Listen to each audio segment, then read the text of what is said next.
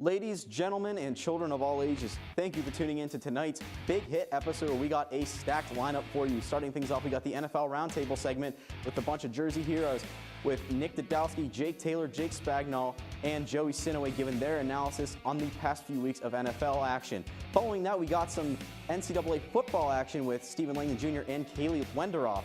Following that, we got the beard of broadcasting himself, Jeff Hart, joining me for NCAA basketball analysis, recapping the first few weeks of the NCAA basketball season. A lot of that and more. So ladies and gentlemen, what time is it? It is about time that we get started. Sit down, shut up, I'm not going to steal Jake Taylor's line, and get ready for this action-packed episode of The Big Hit, which starts now.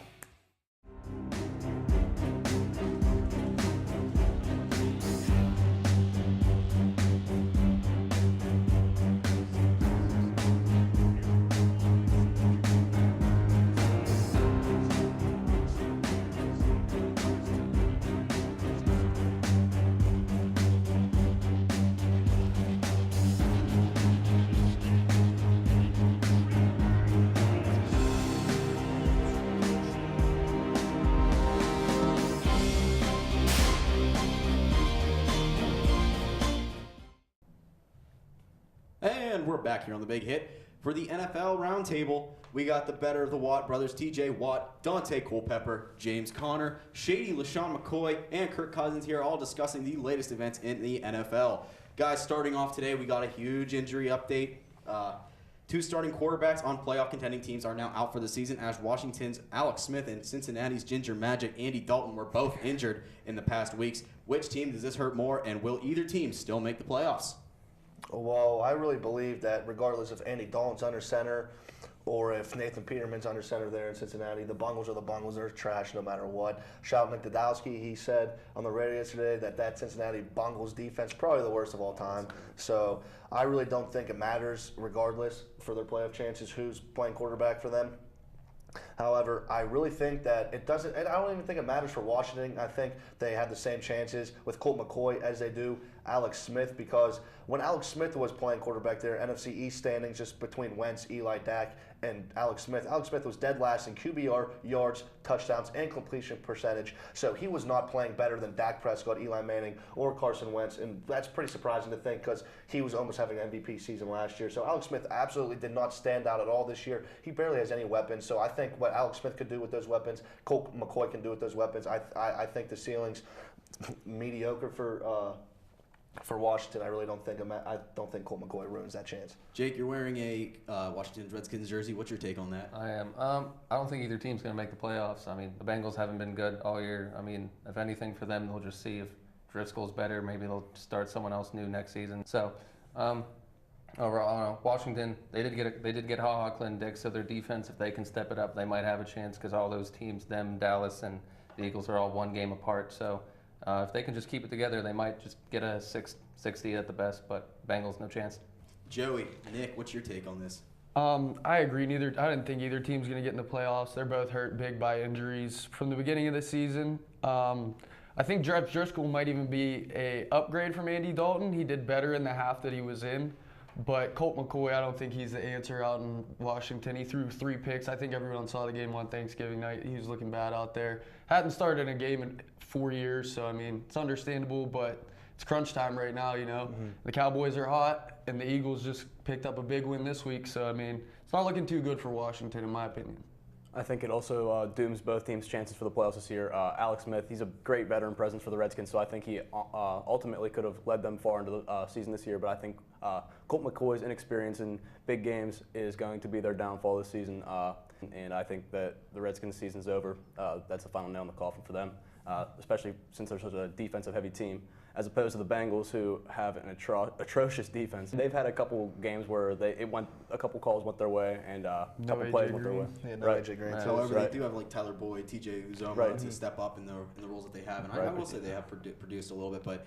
You know, all four of you saying none of them are going to make the playoffs. I strongly agree with that. I don't know. I think they might, actually. I said they might. I think if Alex Smith is just as serviceable as Colt McCoy statistic-wise, in my opinion, and they play Philadelphia twice. So, I mean, if you split one and the Giants at home. So, I mean, I think that all those teams are. I think the division's the worst division right now in football, in my opinion. So I really just don't know what to.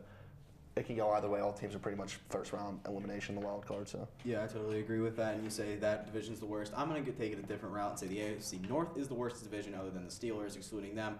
But sticking with the AFC North, the Baltimore Ravens have won both of their games in which Lamar Jackson has started, surprisingly, as their electric rushing attack has put the Ravens back in the hunt. Is this officially the end of Joe Flacco era in Baltimore? Well, you got to take into consideration that he played the two worst defenses in the league in his 2 starts this season. So I wouldn't go so far as to say that Joe Flacco's time in Baltimore is done. Joe Flacco, he's a Super Bowl winning quarterback, so definitely you want that kind of leadership on your team, someone that's been there and has accomplished more than anyone else on the team has. So I think losing him definitely would hurt the team. Lamar Jackson, he could be the future. They play the Falcons this week. Falcons aren't going to be a very big test either. So who knows what Lamar Jackson's future holds. And how many interceptions would you say roughly that Lamar Jackson has surrendered to those two defenses? I know he had at least 2 or 3 against last week. Right. It's 3. It's 3. He threw 3. Awful. yeah, Terrible. I don't know. yeah. I think No, go ahead. Jake. Okay, all right. Thanks, Jay. Anyway, I don't know. I don't think the Joe Flacco era is done just yet. I mean, Lamar Jackson's been playing good, but some of those interceptions haven't been all his fault. They were pretty good, but just defense made good plays, even though they are still the 2 worst defenses. I like what they're doing when they just have him come in a couple plays when, Flacco was good. I mean, he is a veteran, and they still have to give him some money, but I don't know where they probably try and trade Flacco, I think, but I think I don't think it's over just yet, but there is a chance if Lamar Jackson can win out. I honestly think that regardless if it was Lamar Jackson or RG3, Joe Flacco would have got ran out of town. Just because, I mean, he's just getting up there in age, I feel like, and plus he's had more losing seasons in his career than he's had winning seasons, or 8-8. But I mean, that's not a winning season, so that's a loss no matter what if you don't make the playoffs. So I really don't think Joe Flacco really carried that team. I think that they just added a bunch of new weapons. If they can get a dual-wheeled quarterback with RG3 and Lamar Jackson, fire Harbaugh, get a coach in there, game plan around them too. I really think that could be a good team with Alex Collins. I think he's a good serviceable back. Michael Crabtree, they have big, good tight ends, nice tight ends. Decent. I mean, it's going to be hard to get rid of Joe Flacco, honestly, because his contract's so expensive, and who's going to pay money for someone that's just mediocre, you know what I'm saying? Yeah, I don't think anyone's going to want to trade for Joe Flacco, but it's easy to say that Joe Flacco could get replaced right now because, going into being injured, they were on a 3-game skid. They lost 3 straight. But I don't think the end of the Joe Flacco era has come just yet. Lamar Jackson makes the offense too one-dimensional. Like you said, it was 2 terrible defenses they're playing against.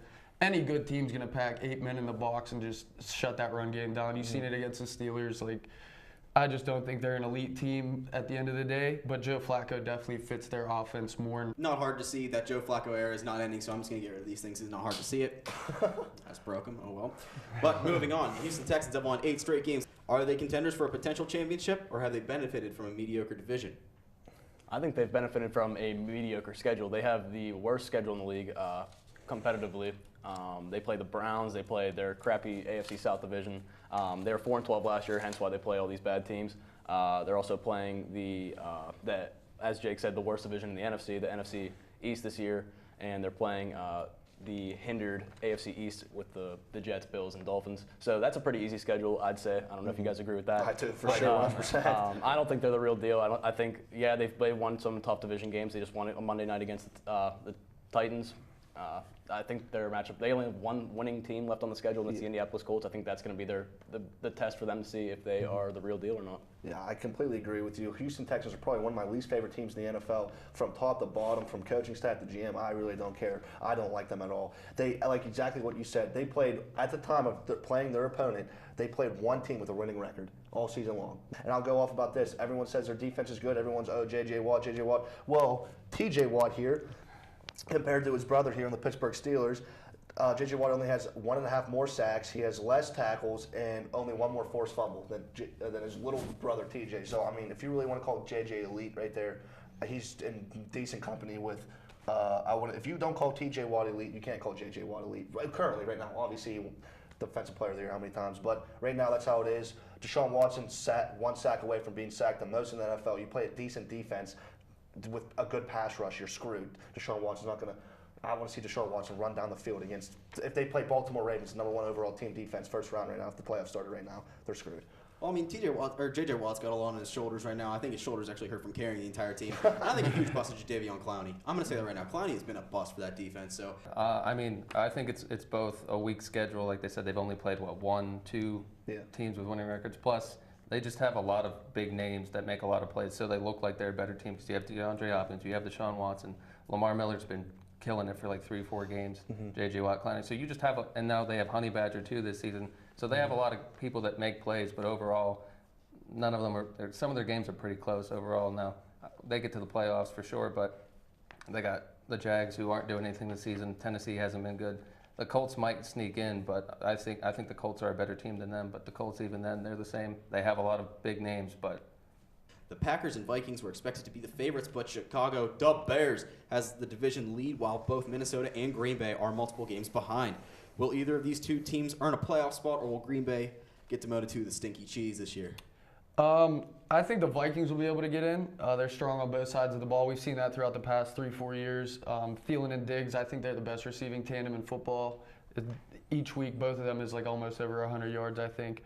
I don't think Green Bay gets in, but it's a shaky division, like you said, and Aaron Rodgers is at the helm, so I'll never count him out. So, I mean, that tie might help them out at the end of the season, put them a half game above somebody else. I'm going to actually disagree with you on that, Joey. I think that the Minnesota Vikings are not going to make the playoffs, unfortunately. I think that their offense is too one-dimensional. Their pass game's elite. Obviously, we see Kirk Cousins, Adam Thielen, Stephon Diggs, Kyle Rudolph. They're all playing out of their minds. But there's no run game. Dalvin Cook's not stepping up this year. He's been hurt all year. Latavius Murray, he's had his bright spots. I really don't see either of these teams making the playoffs. Really, Packers pretty much sealed their fate, losing both back-to-back games to Seattle and Minnesota. So, yeah, I think both teams, disappointing year for both teams for sure. I don't like that. You know what? I like Kirk Cousins. You like that. I like that. I agree with Green Bay, though. I absolutely just Green Bay grinds my gears. Every year I hear everyone, all the analysts saying Green Bay's going to go to the Super Bowl. Green Bay's a contender in the NFC. They have not been. They never were. When Aaron Rodgers won the Super Bowl, Aaron Rodgers was the last seed team in the NFL. He was the 6th seed coming out of in the NFC. So, I mean, when have Aaron Rodgers has ever proven anything to anyone besides one Super Bowl win 8 years ago? I mean, I'm not really a big you can give him as many MVPs as you want. I don't care. He's got as many Super Bowls as Nick Foles and Joe Flacco. So, I'm going to tell you right now, I got some Aaron Rodgers dirt on Aaron Rodgers. So, Danica, I'm sorry, Aaron. Danica's going to have to follow me on Instagram after she checks out this tag right here when she's watching this. Okay, Aaron Rodgers this year has lost to Alex Smith, Matt Stafford, Jared Goff, Tom Brady, Russell Wilson, and Kirk Cousins. I guess you can say they're decent, right? None of them better than Rodgers, so then why should he beat them? So Rodgers over here beating Mitch Trubisky, Josh Allen, C.J. Beathard, and Brock Osweiler. And those are the quarterbacks that's the only people he beat this year. So, I mean, I really can't see how anyone can tell me that he's elite coming in here. I don't care if it's Mike McCarthy. I don't care. Aaron Jones is a great running back. They have a great running back there. They have a great running game in Green Bay, cheeseheads. I don't care. It's getting me all fired up. Get Aaron Rodgers off the TV. I don't want to see him. He ain't prime time. He's not playoff contender. I don't care. Kirk Cousins, I like that. You know what? They're a little bit disappointing. They're getting their mojo back. They were looking good here on Sunday Night Football. They really started getting feet under him. Kirk Cousins made a few bad passes, but he played good in prime time. It's a good step. So we'll see. We'll see how it is. I personally think that the NFC wildcard is going to come down to the Seattle Seahawks and the Minnesota Vikings.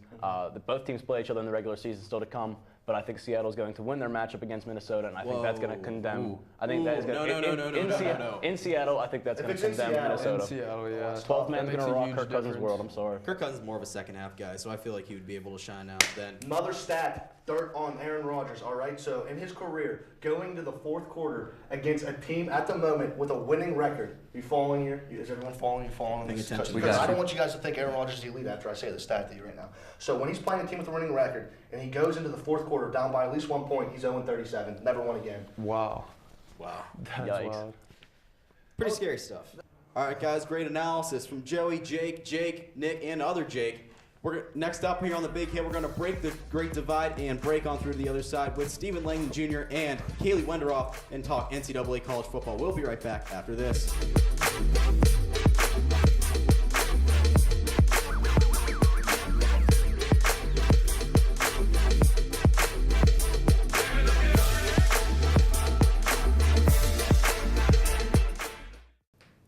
Bienvenidos. Welcome back to the Big Hit.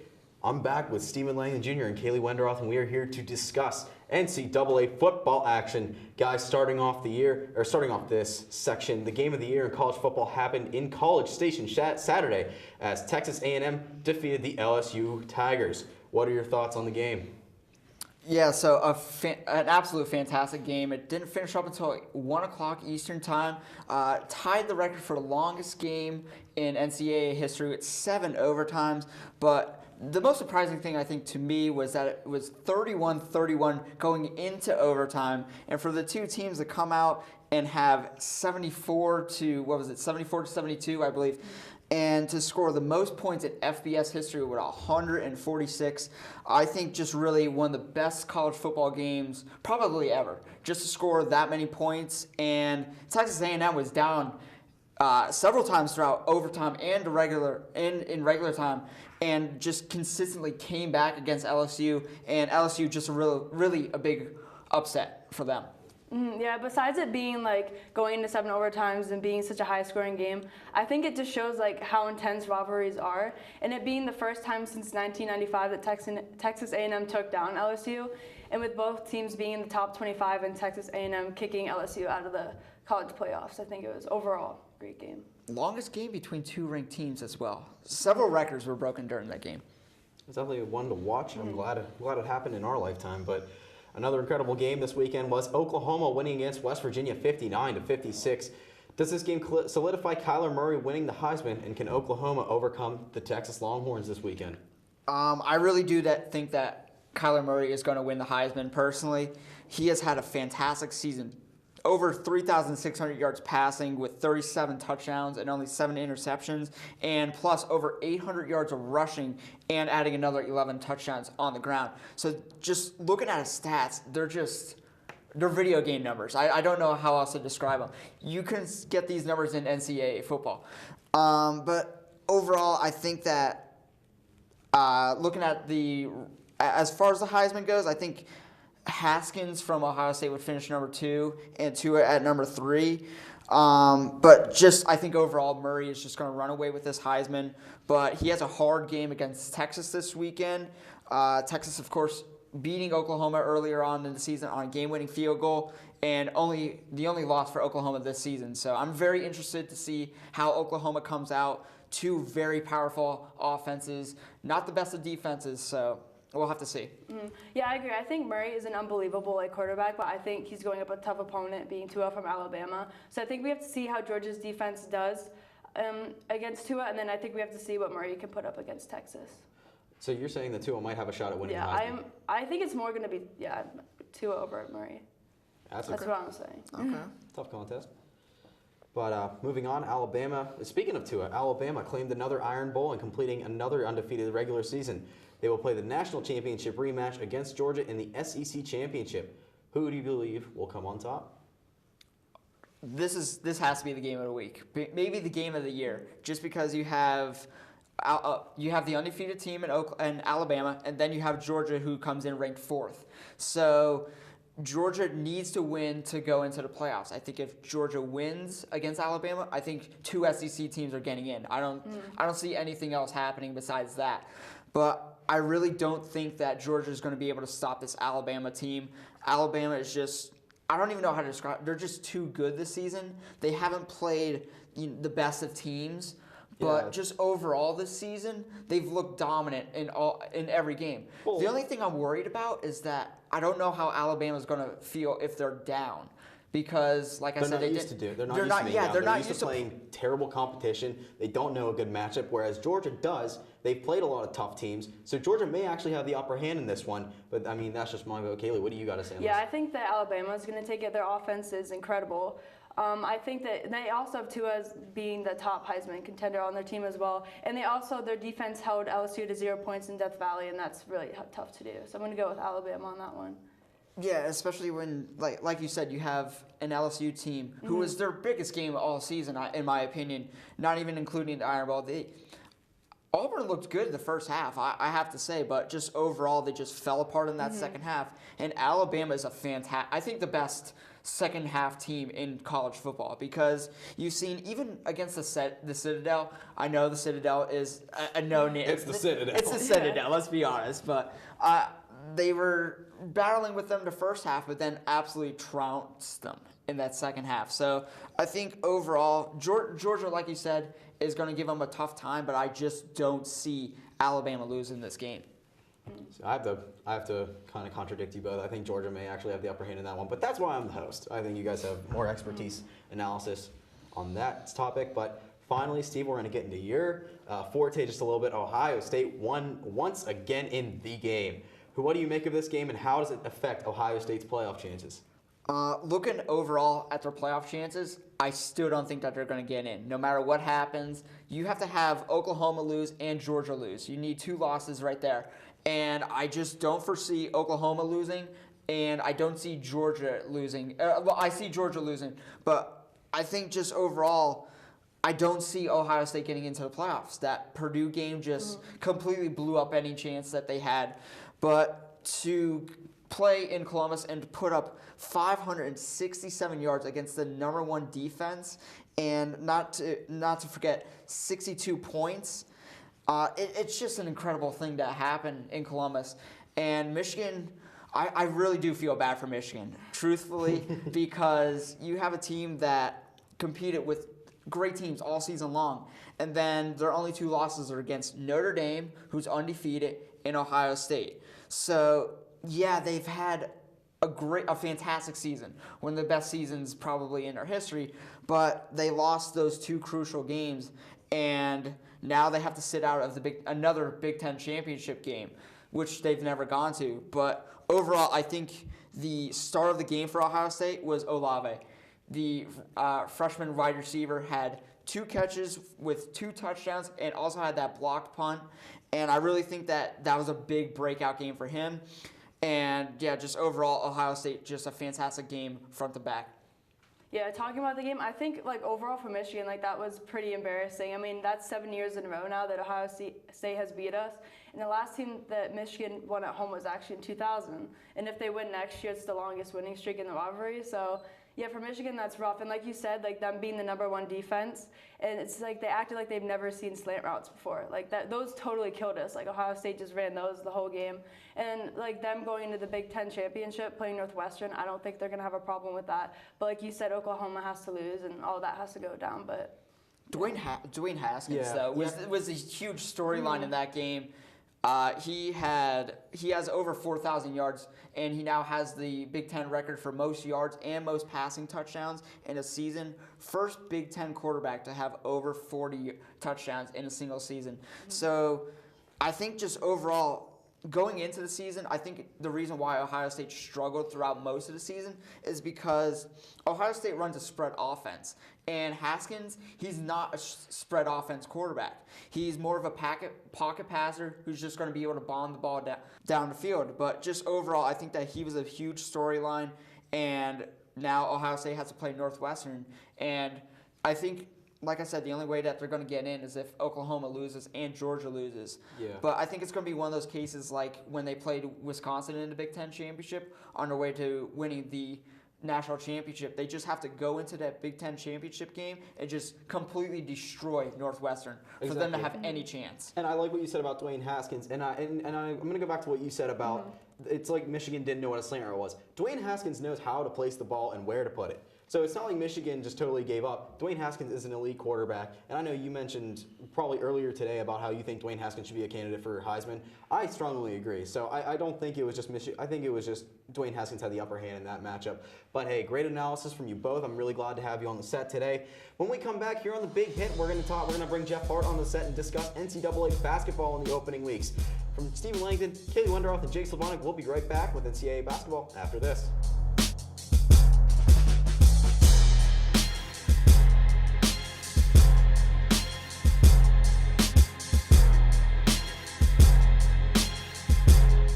Welcome Welcome back to our final segment of the evening here on The Big Hit. I'm joined by the beard of broadcasting himself, Jeff Hart, and we are here to discuss the opening weeks of NCAA basketball. There's been a lot that's been happening recently. Jeff, starting things off this week was full of upsets, one in particular being the Gonzaga Bulldogs overcoming the #1 Duke Blue Devils, 89-87. What was the biggest factor that contributed to the Bulldogs' upsetting win, and how do you think this will affect both teams going forward? Well, Jake, when you look at Duke, their main production has really come out of their big three. Everyone's talking about Zion Williamson and RJ Barrett, which are all-stars, definitely going to be top 2 draft picks next year. But everyone's underrating Cam Reddish. He's really the facilitator for that team. I think the biggest reason that Gonzaga shut them down was because they shut down Cam Reddish. They limited him to only 10 points, and by the half, they were down by 8 already. So Duke was already fighting. By the time they got back in the game, they had already lost because they got down by so much. By the time they figured out how to kind of deal with their style of defense, they have a zone defense that Duke kind of showed their inexperience to me with that team.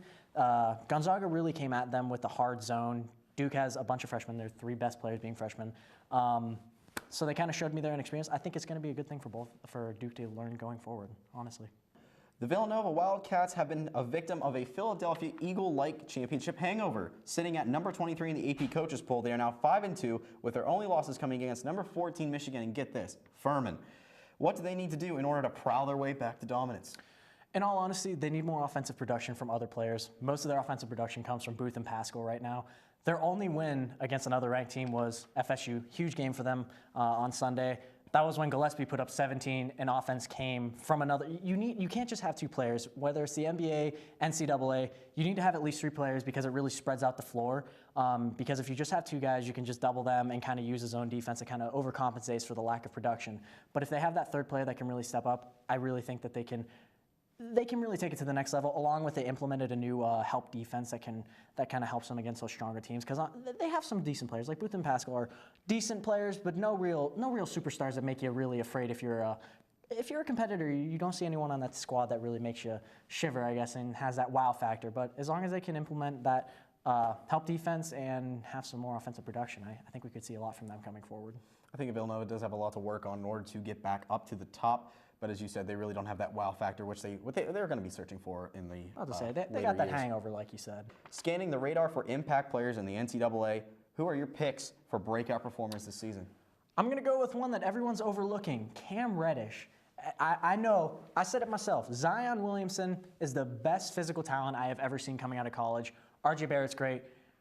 Duke's offense and whole team runs through Cam Reddish. He spreads out the floor for them.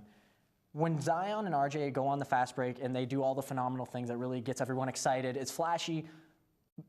Reddish is a deadeye that really helps spread out the floor because he forces defenders to go out instead of crashing in to stop them. He's kind of an off-ball threat to them because he's averaging 43% from the arc this year, and that's including a poor shooting performance against an Eastern Michigan squad. So Reddish really has an elite ability as a defender, a shooter, and he's perfect for that squad. And my biggest thing for him, he took a reduced role because the amount of talent that Duke has right now. And to me, that speaks mountains about who he is as a player and what he's willing to sacrifice in order for the greater success of the team.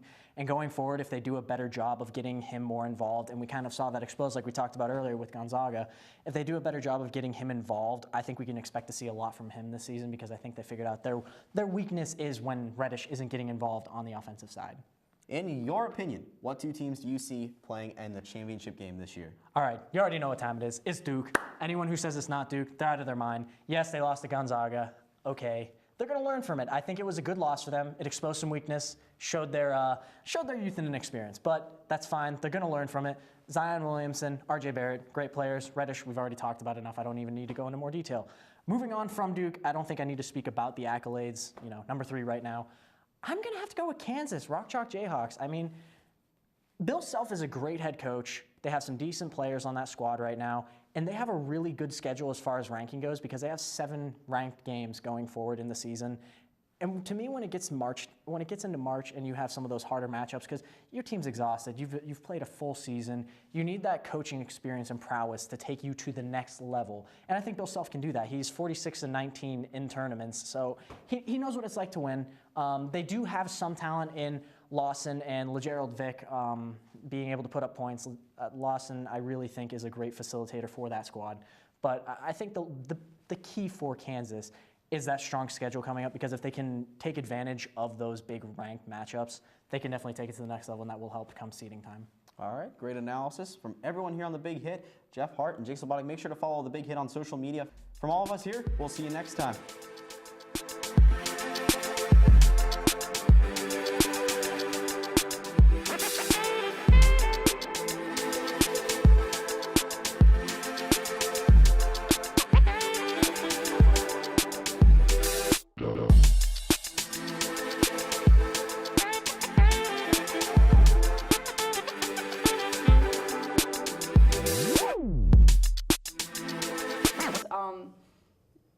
Wait, when I blanked out, I'm sorry.